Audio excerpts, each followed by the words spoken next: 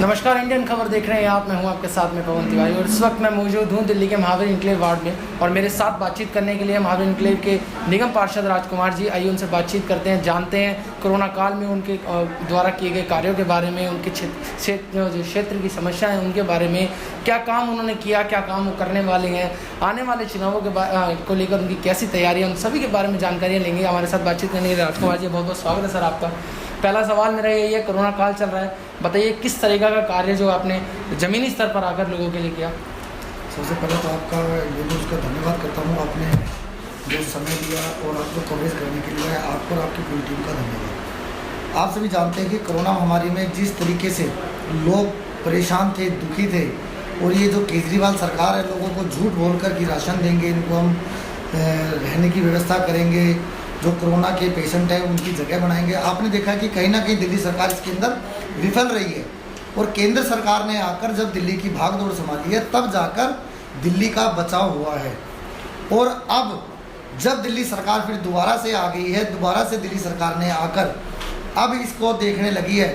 अब आप फिर देख रहे हैं कि दिल्ली में कहाँ पे पर डे के 800 केस आ रहे थे, अब दिल्ली के अंदर फिर दोबारा से वही कोरोना महामारी का जो सिस्टम चल रहा था, आज पर डे के 2,500 से 3,000 केस रोज़ आने लग रहे हैं। ये दिल्ली सरकार की विफलताएं हैं। और हमने जो काम किया है, प्रधानमंत्री यशस्वी तेजस्वी हमारे प्रधानमंत्री नरेंद्र मोदी जी के आह्वान पर और हमारे राष्ट्रीय अध्यक्ष जयप्रकाश नड्डा जी के आह्वान पर और हमारे क्षेत्र के लोकप्रिय सांसद रमेश बिधूड़ी जी के आह्वान पर और हमारे जो जिला अध्यक्ष थे पहले विजय पंडित जी, अब हमारे नवनिर्वाचित नए जगमोहन जी आए हैं। पहले विजय पंडित जी के जब लॉकडाउन चल रहा था जिस समय, तो पंडित जी की रेख देख में और सांसद रमेश बिधूड़ी जी के आह्वान पर हमने घर घर जाकर, हर घर में जाकर जहाँ पे लोगों को राशन की जरूरत थी वहाँ पे राशन दिया, जहाँ पे लोगों को काढ़े की जरूरत थी हमने घर घर जाके 10,000 पैकेट काढ़े के बांटे हैं और 1,700, 1,750, 1,700, 1,750 पैकेट घर में जहाँ पे राशन की जरूरत थी,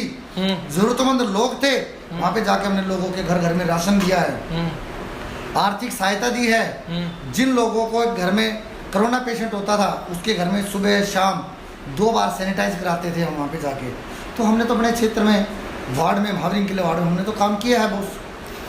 सर आप बता रहे हैं कि हमने इस राशन दिया है, आर्थिक मदद की है, काढ़े बांटे हैं, तमाम तरह के आपने आरोप अरविंद केजरीवाल के ऊपर भी लगाए, लेकिन अरविंद केजरीवाल सरकार कहती है कि सफलताएं हो तो बीजेपी की दिल्ली के अंदर और विफलताएं हो तो अरविंद केजरीवाल के ऊपर भांडा फूट जाता है। उसके ऊपर आप क्या कहते हैं? ये मैं नहीं कहता, करनी और कथनी ये दिल्ली सरकार, जो दिल्ली सरकार है ये खुद अपने अंदर, अपने गिरेबान के अंदर झांक के देखे और दिल्ली की जनता जनार्दन से जाके पूछे, जो इन्होंने चुनाव के टाइम पे झूठे वादे किए थे, हम आपकी ये मदद करेंगे, हम आपकी वो मदद करेंगे। अभी हम और किसी विषय पे नहीं जाते हैं, सिर्फ कोरोना कार्यकाल की बात करते हैं। कोरोना कार्यकाल में इन्होंने क्या कहा कि हमारे पास 2,500 बेड है, हम 2,500 लोगों को रखेंगे। फिर उन्होंने कहा कि हमारे पास 3,000 बेड है, फिर उन्होंने कहा कि हमारे पास 4,000 बेड है, फिर उन्होंने कहा कि हमारे पास 5,000 बेड है। ये इस तरीके की बातें कर रहे थे। और जब 5,000 जिस समय पेशेंट हुए तो उन्होंने क्या कहा कि आप अपने घर में क्वारंटाइन रहें। अगर व्यवस्था बढ़िया थी, काम बढ़िया था, तो दिल्ली सरकार ने श्रेय क्यों नहीं लिया? दिल्ली सरकार आगे क्यों नहीं आई? झूठ बोलने वाली सरकार ज़्यादा समय तक नहीं चलती।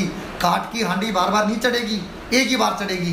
केजरीवाल साहब अपनी नींद से जागो और जनता को झूठ बोलना, झूठे विज्ञापन छोड़कर और क्षेत्र के अंदर अपने विधायकों को बोलो जो आज जल बोर्ड के थ्रू, जल बोर्ड के टैंकर माफियाओं से मिलकर जो आज घोटाला करने लग रहे हैं, लोगों को ठगने लग रहे हैं, ये सब विफलता केजरीवाल सरकार की। आपने विज्ञापनों की बात करी तो आपके क्षेत्र के ऊपर आता हूँ। आपके तमाम तरह के विज्ञापन में देखता हूँ, आपके वार्ड से निकलूँ तो आपके हर जगह पोस्टर लगे हुए हैं, होली की बधाई हो, दिवाली बधाई हो, हर तीज त्यौहार की सभी की बधाई आप देते हैं।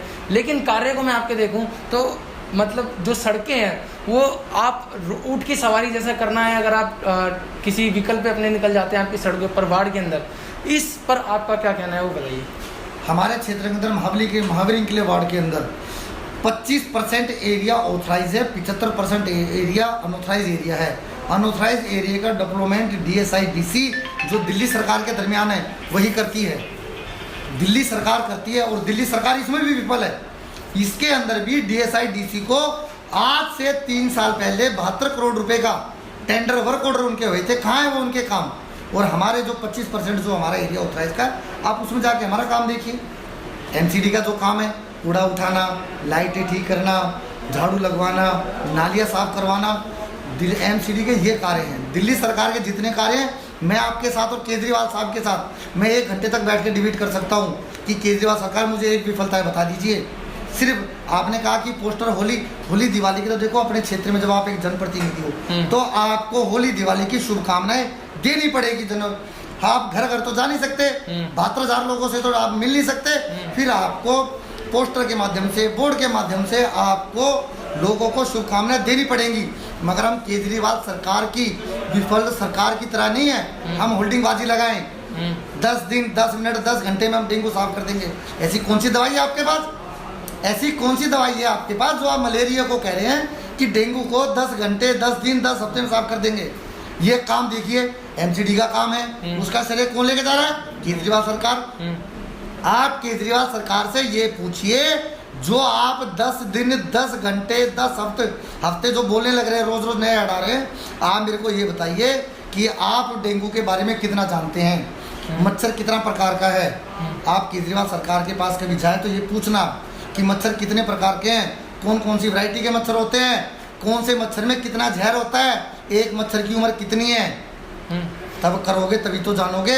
अब लोगों की विफलताएं, उसकी जो विफलताएं जो लोगों तक जाने लग रही है, जो जनता बताने लग रही है कि केजरीवाल सरकार सिर्फ एक झूठी सरकार है और ड्रामेबाज सरकार है। सर ये आरोप केजरीवाल सरकार पे लग रहे हैं। मैं आपके क्षेत्र की बात कर रहा हूँ। आपने कहा 25% एरिया मेरे अंडर में आता है, बाकी 75% जो है दिल्ली सरकार के अंडर में।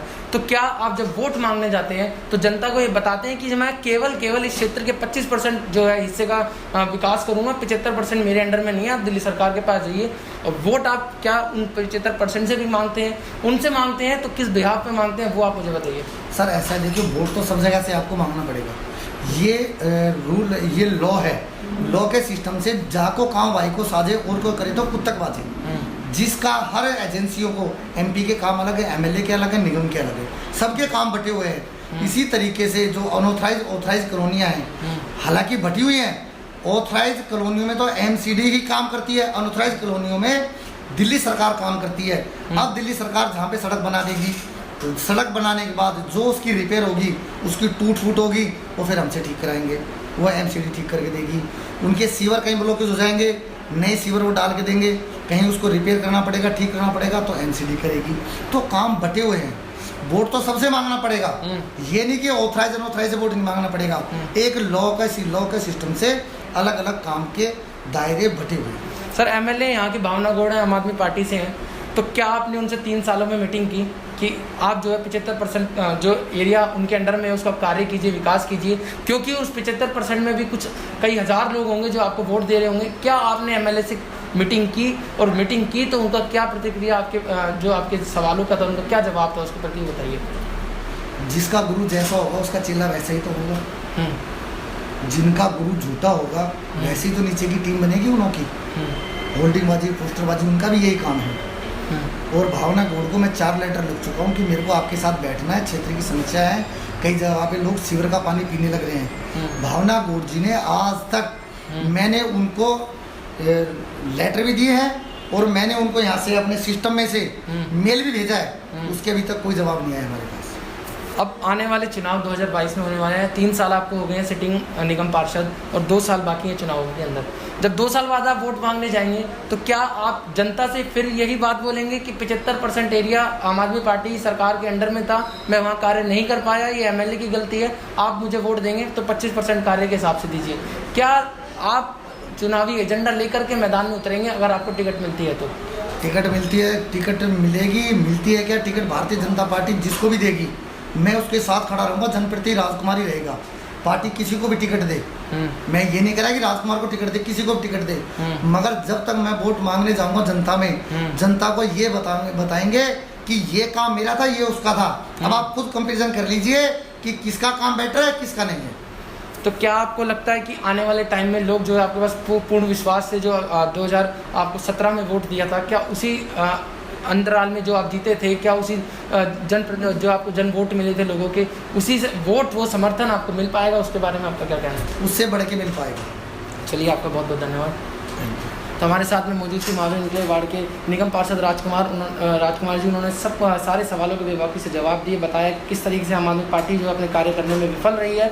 उन्होंने बताया कि उनके द्वारा कार्य जो किए गए हैं उस पर लोगों की प्रतिक्रिया बड़ी अच्छी तरीके से आती है। आने वाले चुनावों में वो जो है बड़े अंतराल से अगर चुनाव टिकट पार्टी देती है उनको तो वो जीतेंगे। साथ ही साथ उन्होंने अपने आने वाले समय के बारे में भी बताया कि वो क्या कार्य करने वाले हैं। कैमरामैन अनुज के साथ मैं पवन तिवारी, इंडियन खबर, नई दिल्ली।